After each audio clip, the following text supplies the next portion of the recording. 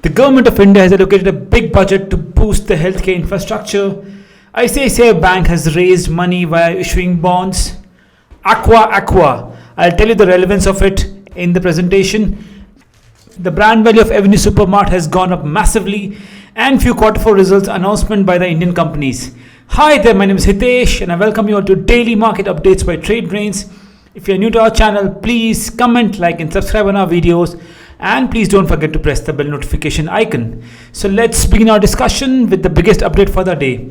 The government of India has planned 50,000 crore rupees credit incentive to boost the health infrastructure in our country. Now this money will be used to ramp up the hospital facilities, medical supplies and medical equipments, and the government of India will act as a guarantor for the same.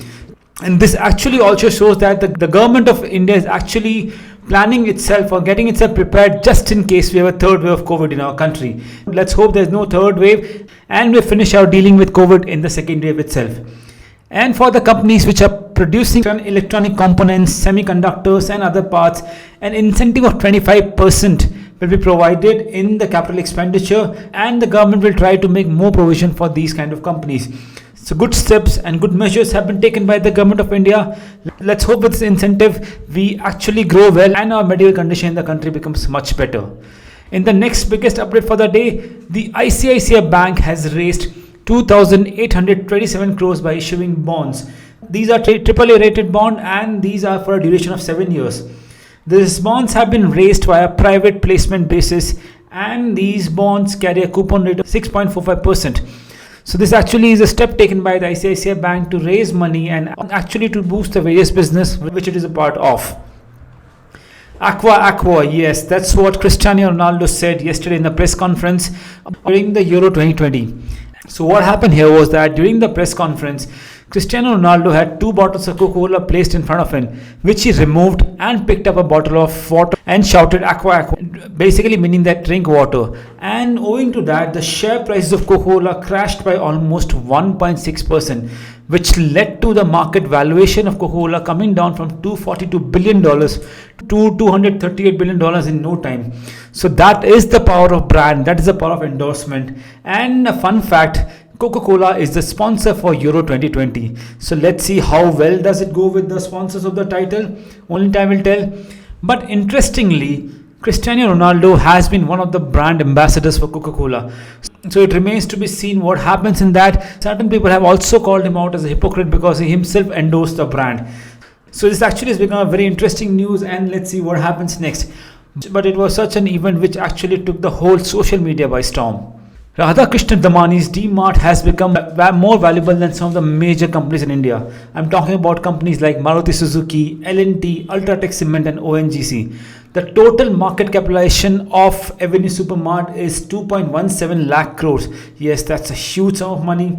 It has become the 17th most valuable company in India. And interestingly, DMart was listed on stock exchange in 2017 at a stock price of 295 to 299. And it has delivered almost 1000% returns in 4 years. So such has been the growth of the brand, such has been the growth of Avenue Supermart. The total net worth of Radha Krishna Damani is $18 billion, which is majorly contributed by Avenue Supermart. Now focusing and shifting our attention to the Q4 results which came out today. So LIC Housing Finance announced their Q4 results, and their net profit has fallen down by 5% because of higher provisions being put in their balance sheet. For those who are not aware, that LIC Housing Finance is the second largest mortgage finance company in India. The provisions for the company had to be recognized because of this order of Supreme Court of India, and owing to that, the non-performing assets also went up considerably. The provisions went up by almost 40 times, and the share price declined almost 5.45% for the day. This actually is a good brand, it's a big brand. The dip could be taken as an opportunity for value buying, but for now the sentiment has been turned negative, and investors and the streets expected better results out of LIC Housing Finance.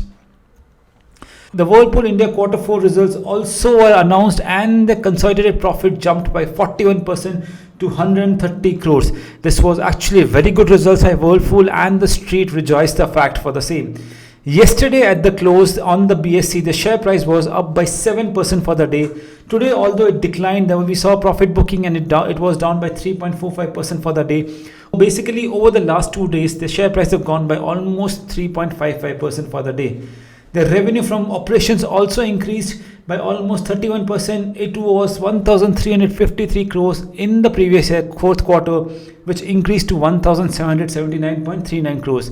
So the white good company has done well in the market, and once the situation of pandemic gets over, only good results can be expected from this house. Spencer Results also announced their quarter 4 results. The results are actually kind of mixed bag. Although they posted a loss of 34.53 crores, but it is actually declined by almost 30% over the previous year same quarter. It was 49.26 crore in the quarter 4 of financial year 20, and it has reduced to 34.53 crores in this year fourth quarter. That is the losses I'm talking about. So this news actually can be taken with a pinch of salt. It's a loss-making company for right now, but the company has been in the market for more than 150 years. So it's a brand name which has survived the test of time. Their revenue from operations declined by almost 7.5%. It was 640 crores in the previous year fourth quarter, which declined to 592 crores in this quarter. But they also controlled their expenses, which were down almost 7.46%. Now focusing our attention to our favorite part, there's a number crunching part. So Nifty, Sensex and Bank Nifty all lost ground today. There was profit booking at the higher levels. Yesterday the market closed near the new highs, but today we saw profit booking from the investors and the traders. This could actually also be because we have options expired tomorrow and we are seeing open interest shifting. Plus the not so strong global market also had a reasoning for that. The top gainers for the day were NTPC, Nestle India and ONGC, and the top losers for the day were Adani Ports, Tata Steel and JSW Steel. Now, what are the factors which made the market move? The first is the options expiry tomorrow. Let us be careful because on the day of options expiry, there is a tendency of market to drift and we get a lot of choppiness in the market. The bulls and bears try to pull the markets towards each other. The open interest on the upside is actually increased massively around 15,800 to 15,900 levels. And on the downside, we see open interest building up around 15,600 levels. So which actually gives us a hint or a clue that the market could be stuck in a range of 15,600 and 15,900. I know it's a broader range, but that's what the initial indications for tomorrow expiry looks like. And decline in the performance of metal stocks. The metal stocks haven't done well and actually had a straight impact on the performance of Nifty also. Plus the negativity surrounding around the Adani group actually also impacted the market. The share prices also lost quite a bit of ground today also. Reliance Industries and ICICI Bank also had not such a great day and they posted losses for the day, which actually led to the market fall. Now this is the daily chart of Nifty. Now this is actually a very interesting chart and I have used Bollinger Bands on it. Normally I don't use technical indicators, but actually the market looks like that this indicator could be giving us some signal towards the market. Now over the last few days, the market actually always tested the upper Bollinger. But over the last 3 to 4 days, although the market is going up, but we are seeing that the Bollinger Band is drifted up, but the market is struggling to go. So which could actually mean two things. Either we're going to have a massive spike in the market at one go, or we could be testing the support levels. Be rest assured that the trend is still positive and there's still bullish bias in the market. But for time being, the level of 15,900 becomes a very important level of resistance, and which is where the open interest also has built up in the options market. On the downside, 15,600 level becomes an important level of support, and the middle Bollinger is also resting around the 15,540 levels.